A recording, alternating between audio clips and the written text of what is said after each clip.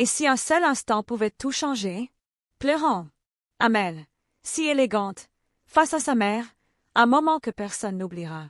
Restez avec nous jusqu'au bout et abonnez-vous pour ne rien manquer de cette histoire bouleversante. Amel avançait d'un pas rassuré dans la cour du lycée.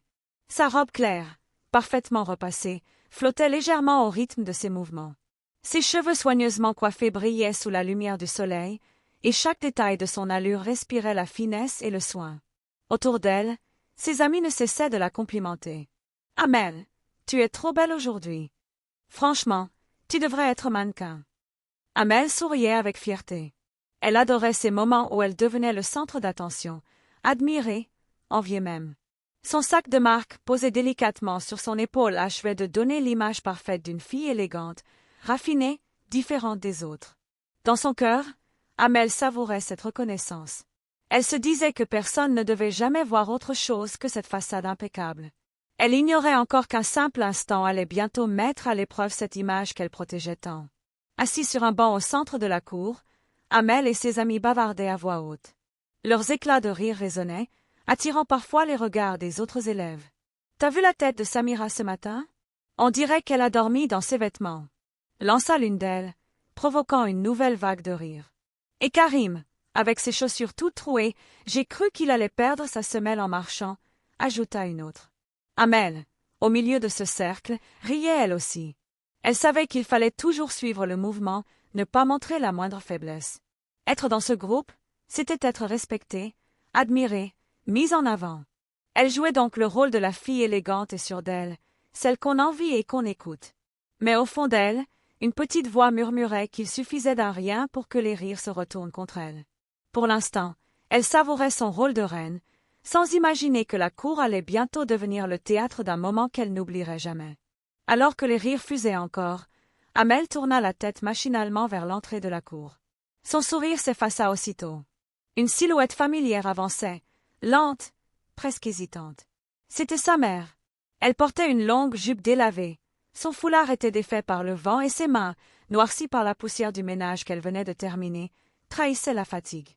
Son pas traînait, mais ses yeux, pleins de douceur, cherchaient déjà ceux de sa fille. Amel sentit son cœur se serrer. Elle aurait voulu se lever et courir vers elle, comme quand elle était petite. Mais à côté d'elle, ses amis avaient déjà remarqué la femme. Elle se chuchotait des remarques en étouffant des rires moqueurs.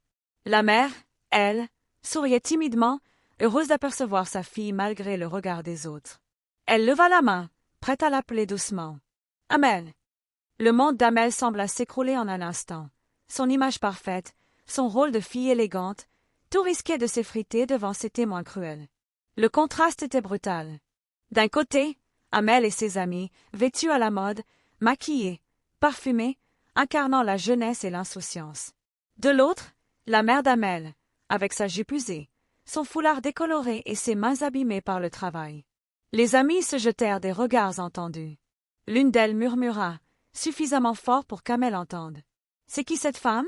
On dirait une mendiante. » Un éclat de rire se fit entendre, vite relayé par une autre. « Attendez, c'est pas ta mère, Amel. » Amel sentit ses joues s'embraser. Son cœur battait à tout rompre. Elle savait que tous les regards étaient braqués sur elle, attendant sa réaction. D'un côté, sa mère, qui avançait avec un sourire sincère malgré sa fatigue. De l'autre, ses amis, prêts à la juger, à la ridiculiser, si elle confirmait ce lien. Le temps semblait suspendu. Entre fierté et honte, entre amour et peur du jugement, Amel se retrouva piégée dans ce face-à-face cruel. Les murmures des amis d'Amel devinrent des rires plus francs, plus cruels. « Sérieusement, c'est ta mère? Elle a l'air de sortir tout droit d'un autre siècle. » Lança l'une d'elles en étouffant un rire. « Regarde ses mains, on dirait qu'elle n'a jamais vu un savon, » ajouta une autre, son sourire moqueur accentuant la gêne d'Amel. Le visage de la jeune fille s'empourpra. Chaque éclat de rire semblait le lui transpercer. Elle voulait disparaître, effacer la présence de sa mère, faire comme si elle n'existait pas. Sa mère s'arrêta à quelques mètres, ses yeux remplis d'un mélange de douceur et de tristesse. Elle n'ouvrit pas la bouche. Elle savait que sa fille se trouvait face à un choix, reconnaître l'amour maternel ou céder à la honte. Amel détourna le regard. Ses amis continuaient de chuchoter et de rire, mais elle n'entendait plus rien. Son cœur battait trop fort. Elle voulait protéger son image, au prix même de l'amour de celle qui l'avait élevée. Le rire des autres résonnait comme un écho cruel, et à cet instant, Amel sentait déjà le poids du choix qu'elle allait faire. Amel sentit son visage brûler.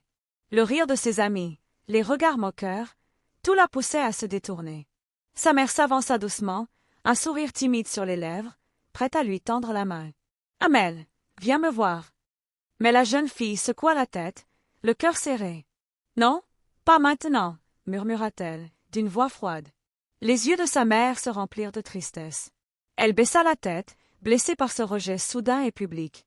Pourtant, elle ne dit rien, consciente que sa fille cherchait à protéger son image devant les autres. Autour d'elle, le silence se fit. Les rires s'étaient arrêtés, remplacés par un malaise palpable. Les amis d'Amel échangèrent des regards, incertaines, tandis que la jeune fille restait figée, incapable de revenir sur sa décision. À ce moment précis, Amel comprit que son geste laissait derrière lui une douleur plus profonde que toutes les moqueries du monde. Mais elle n'osait pas encore affronter la culpabilité qui commençait à poindre dans son cœur. La mère d'Amel fit un pas en arrière, baissant la tête, le cœur serré. Elle n'avait plus rien à dire. Sa fille venait de lui tourner le dos devant tout le monde. Lentement, elle quitta la cour, son pas mesuré trahissant une fatigue qui n'était pas seulement physique. Amel resta figée, les épaules voûtées, tandis que le silence s'installait autour d'elle. Les rires de ses amis s'étaient éteints, remplacés par une gêne palpable.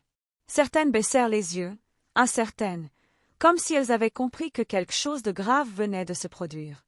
Dans le cœur d'Amel, un vide s'ouvrit. La satisfaction passagère d'avoir été admirée ou acceptée par ses amis ne pouvait rivaliser avec le poids de ce rejet. Elle entendait encore le souffle lent de sa mère s'éloigner, chaque pas résonnant comme un rappel douloureux de l'amour qu'elle venait de repousser. Le monde autour d'elle semblait s'être figé. Elle se rendait compte, trop tard peut-être, que l'image parfaite qu'elle voulait projeter avait un prix, celui de blesser celle qu'il aimait le plus. Ce soir-là, seule dans sa chambre, Amel s'assit sur le bord de son lit. Le silence pesait lourdement autour d'elle. Les rires moqueurs de ses amis et le visage triste de sa mère revenaient en boucle dans son esprit. Elle revit le sourire timide de sa mère, ses yeux remplis de douceur, et la honte qu'elle avait ressentie devant les autres. Une larme coula sur sa joue.